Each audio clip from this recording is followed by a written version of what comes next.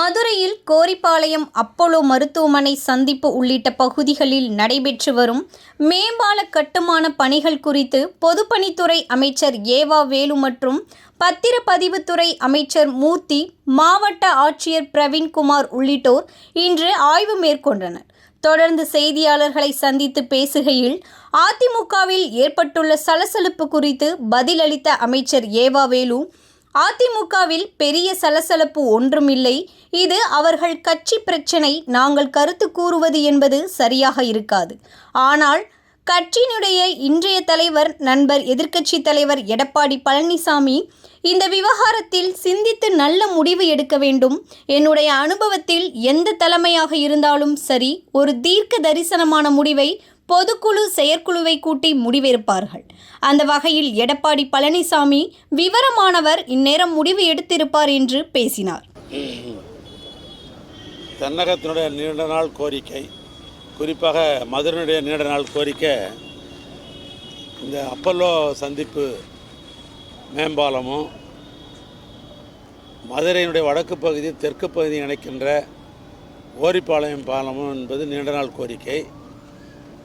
அந்த கோரிக்கையை நம்முடைய மாண்புமிகு வணிகத்துறை அமைச்சர் நம்முடைய சகோதரர் மூர்த்தி அவர்களும், இங்கே இருக்கிற சட்டமன்ற உறுப்பினர் நம்முடைய கோ தளபதி அவர்களும், நம்முடைய மதிமுக சட்டமன்ற உறுப்பினர், அதே போன்று இங்கே இருக்கிற மக்கள் பிரதிநிதிகள் எல்லாம் முதலமைச்சர்களை எடுத்து சொன்ன வகையில் அந்த பாலத்துக்கு முக்கியத்துவம் தந்து இந்த பாலத்தை கட்ட வேண்டும் என்று திட்டமிடப்பட்டது.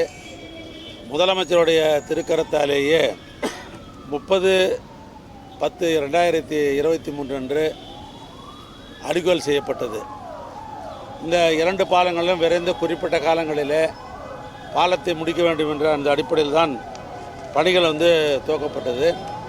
இதில் அந்த கோரிப்பாலத்துடைய பிரதான இந்த மேம்பாலம் என்பது 1300 மீட்டர் உள்ள ஒரு பாலம். இதில் இணைப்பு பாலமாக இருக்கிற செல்லூர் பகுதி அது 800 மீட்டர் உள்ள பாலம். இந்த 2 பாலத்துக்கும் முதலமைச்சர் அவர்கள் 190 கோடி ரூபாய் பணம் ஒதுக்கப்பட்டு பணிகளை துவக்கி வைத்தார்கள். பணிகள் நடைபெற்று கொண்டே இருந்தது. இப்படி பணிகள் நடைபெறுகிற பொழுது திடீரென்று தனியார் கல்லூரி, அதாவது அமெரிக்கன் கல்லூரி, அவர்கள் நீதிமன்றத்துக்கு போய்விட்டார்கள். இந்த பாலம் வருவதன் மூலமாக எங்களுடைய கல்லூரி பாதிக்கிறது என்ற அடிப்படையில் அவர்கள் நீதிமன்றத்துக்கு போனார்கள். ஏறத்தாழ 4 மாத காலம் நீதிமன்றத்தில் வழக்கு நடைபெற்றது. நெடுஞ்சாலைத்துறையினுடைய மூலமாக மக்களுக்கு பயன்பாட்டினுடைய பற்றி நாங்கள் எல்லாம் எங்களுடைய வழக்கறிஞர் மூலமாக எடுத்து சொன்னோம். அதே நேரத்தில் அவர்களுடைய கேட்ட பணத்தையும் கொடுக்குறோம் என்று நாங்கள் நீதிமன்றத்தில் ஒத்துக்கொண்டோம். அந்த அடிப்படையில் அந்த வழக்கு ஏற்கனவே தீர்க்கப்பட்டு அந்த நிலையெடுப்புக்கு மட்டும் 164 கோடி ரூபாய் பணம் கொடுக்கப்பட்டு இப்போ பணிகள் தொடர்ந்து தொய்வில்லாமல் நடைபெற்று கொண்டிருக்கிறது. இதில் இந்த மெயின் பாலம் என்று சொல்லப்படுகிற 2 இந்த வடக்கு தெற்கு இதை இணைக்கிற அந்த மெயின் பாலம், அந்த கோரி பாலம், இப்போ திட்டமிட்ட பிரகாரம் இந்த பணிகள் ஜனவரி மாதம் 30ஆம் தேதிக்குள் முடிக்க வேண்டும் என்று எங்களுடைய துறையினுடைய பொறியாளர்களுக்கு நான் ஆலோசனை வழங்கியிருக்கிறேன். ஆனால் அதுக்குள்ளே முடிந்த உடனேயே முதலமைச்சருடைய இசைவை பெற்று அது முதல் கட்டமாக அந்த பாலத்தை நாங்கள் திறந்து வச்சுருவோம். ஏன்னா அதில் போக்குவரத்து அதிகமாக இருப்பது என்பதை மாவட்ட ஆட்சித்தலைவர் இப்போது எங்களுடைய துறைக்கு வலியுறுத்தி கொண்டிருக்கிறார்கள். எனவே அதையும் நாங்கள் முடித்துடுவோம். அதுக்கு பின்னால் 2 மாத காலம் அந்த செல்லூர் பாலம் ஆவதற்கு ஒரு 2 மாத காலம் பிடிக்கும். அது முடிஞ்ச உடனேயே அதையும் நாங்கள் திறந்து வச்சுருவோம். அதில் ஒன்றும் மாற்று கருத்து இல்லை. அதே தினத்தில் அப்போலோ சந்திப்பு பாலம், அது சிவகங்கை சாலையையும் அப்போலோ மருத்துவமனை இணைக்கிற ஒரு பாலம். அந்த பாலம் அது திட்ட மதிப்பீடு என்பது 150 கோடி ரூபாய் திட்ட மதிப்பீடு. அதில் நிறையா என்க்ரோச்மெண்ட் அதிகமாக இருந்தது. ஏன்னா சைடில் ட்ரெயின் கட்ட முடியல, சைடில் சர்வீஸ் ரோடு போட முடியல அப்படின்ற ஒரு நிலை இருந்தது.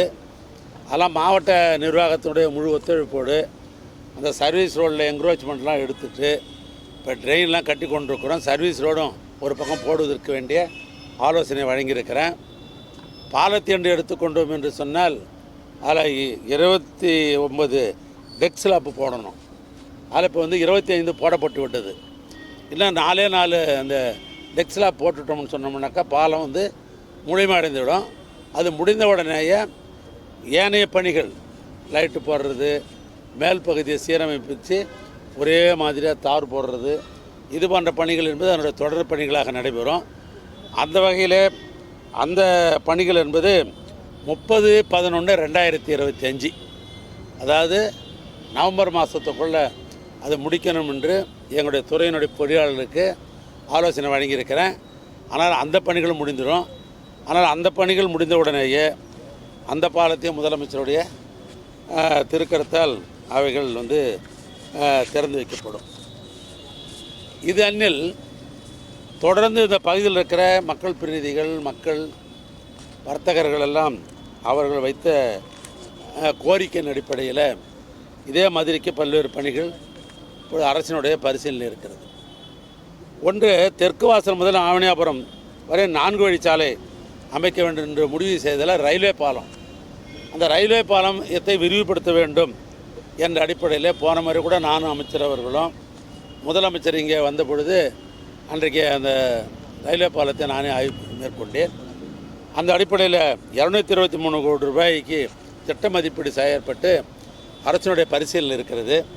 அது அரசியல் பரிசீலனைக்கு பின்னால் அது ஆணை பிறப்பிக்கப்பட்டு அந்த ரயில்வே மேம்பாலம், புதிய பாலம் அந்த பகுதியில் கட்டப்படும். அதற்கு அடுத்தபடியாக நம்முடைய அமைச்சர்கள் எப்பொழுதும் பார்த்தீங்கன்னாக்கா இந்த வீரகனூர் என்னாச்சுன்னு தான் அது எப்பயுமே ஒரு கேள்வி கேட்டுன்னே இருப்பார். ஏன்னா அந்த வீரகனூரை பொறுத்தளவுக்கு வீரகனூர் முதல் சாக்குடி வரைக்கும் அந்த சாலை அமைக்க வேண்டும், சுற்று சாலை அமைக்க வேண்டும் என்ற அடிப்படையிலே அரசின் சார்பாக 55 கோடி ரூபாய் பணம் ஒதுக்கப்பட்டு நிலையெடுப்பு பணிகள் நடைபெற்று கொண்டிருக்கிறது.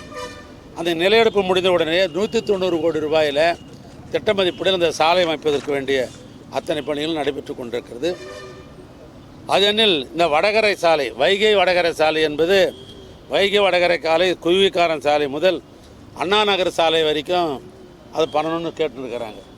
ஏன்னா ஏற்கனவே தெற்கு வடகரை வந்து ஏற்கனவே முடிஞ்சு விட்டதால் எப்பொழுது காரில் பயணித்தாலும் பார்த்திங்கன்னா நம்முடைய அமைச்சர்களும் நம்முடைய கோத்தாளர்களும் இதை தான் அழுத்தம் கொடுத்துனே இருப்பாங்க. இந்த பக்கம் இருக்கிற மாதிரி அந்த பக்கம் இருந்தாக்கா டிராஃபிக்கெலாம் இதாகுன்னு சொல்லி அதை வந்து முதலமைச்சருடைய நாங்கள் கவனத்துக்கு கொண்டு போன அடிப்படையில் இப்போது நிலையெடுப்புக்காக 250 கோடி ரூபாய் பணம் ஒதுக்கப்பட்டு அந்த பணியை நாங்கள் மேற்கொண்டிருக்கிறோம். அது முழுமையடைந்த உடனே 65 கோடி ரூபாயில் அந்த சாலையும் அமைப்பதற்கு வேண்டிய திட்ட மதிப்பீடுகள் துறையின் சார்பாக ஏற்பாடு செய்திருக்கிறோம். இதெல்லாம் எதை சொல்லுதுன்னு சொன்னால், ஏற்கனவே பழைய ஆட்சியில் இந்த தென்பகுதி புறக்கணிக்கப்பட்ட பகுதியாகத்தான் அது இருந்தது. இப்பொழுது நம்முடைய திராவிட மாடல் ஆட்சியில் தமிழ்நாட்டுடைய முதலமைச்சர் அவர்கள் இந்த தற்கப்பகுதி புறக்கணிக்கப்பட்டிருக்கிற இந்த பகுதிக்கு முக்கியத்துவம் தர வேண்டும் என்ற அடிப்படையில் தான் திருநெல்வேலியிலிருந்து ஆரம்பித்து திருச்சி வரைக்கும் பல பாலப்பணிகள், மேம்பால பணிகள், சாலை பணிகள் நடைபெறுகிறது. அதில் தமிழ் வளர்த்த இந்த மாமதுரைக்கு முக்கியத்துவம் கொடுக்கப்பட்டு பணிகள் நடைபெற்று கொண்டிருக்கிறது. சாயங்காலம் இதுக்கு வரோம், அங்கே வாங்க. இந்த மணிமண்டபம் கட்டுற விஷயமா உசலம்பட்டிக்கு சாயங்காலம் வரப்போ சொல்கிறேன். சொல்லலாமா? எதுபா அதிமுக தொடர்ந்து சலசலப்பு போய்கிட்டு இருக்கு. செங்கோட்டையை நீக்கி இருக்காங்க, இதை எப்படி பார்க்குறீங்க? அரசியல் கேட்குறீங்க இல்லைங்களா? ரைட் மகிழ்ச்சி. அது என்ன கிடக்குது? அரசியல் ஆகிட்டு அரசியல் கேள்வி கேட்குறீங்க, வேறு என்ன கிடக்குது? அது ஒன்றும் பெரிய சலசலப்புன்ற மாதிரிலாம் என்னுடைய ஆங்கிளில் தெரியல, என்னோடய அனுபவத்தில். அது பொதுவாக அது வந்து அவங்க கட்சி பிரச்சனை, அந்த கட்சி பிரச்சனை நாங்கள் வந்து கருத்து கூறுவது என்பது அது வந்து சரியாக இருக்காது. ஆனாலும் கூட பார்த்தீங்கன்னு சொன்னாக்கா ஒரு இந்த கட்சியினுடைய இன்றைய அந்த கட்சியினுடைய தலைவர், எங்களுடைய எதிர்க்கட்சி தலைவர் நண்பர் எடப்பாடி பழனிசாமி, அவர் சிந்தித்து ஒரு நல்ல முடிவு அவர் காணணும். அவர் என்ன முடிவு எடுக்கிறார் என்று இருப்பதை நான் எப்படி சொல்ல முடியும்? அது சொல்வதற்கு வாய்ப்பில்லை. ஆனால் எப்பொழுதும் என்னென்னு கேட்டீங்கன்னாக்கா, எந்த தலைமையாக இருந்தாலும் சரி, என்னுடைய அனுபவத்தில் என்னென்னா, அது எந்த தலைமையாக இருந்தாலும் சரி, அந்த தலைமை ஒரு தீர்க்க தரிசனமான முடிவு அவங்க எப்பயுமே பொதுக்குழு செயற்குழுலாம் கூட்டி ஒரு முடிவு எடுப்பாங்க. அதனால் எடப்பாடி கொஞ்சம் எப்பவுமே இது மாதிரி விஷயத்தில் கொஞ்சம் விவரமானவர் அவர். அதனால் இன்னார அவர் முடிவு எடுத்திருப்பார். அதனால் அந்த முடிவு என்னன்றது நீங்கள் அவர்கிட்ட கேளுங்க.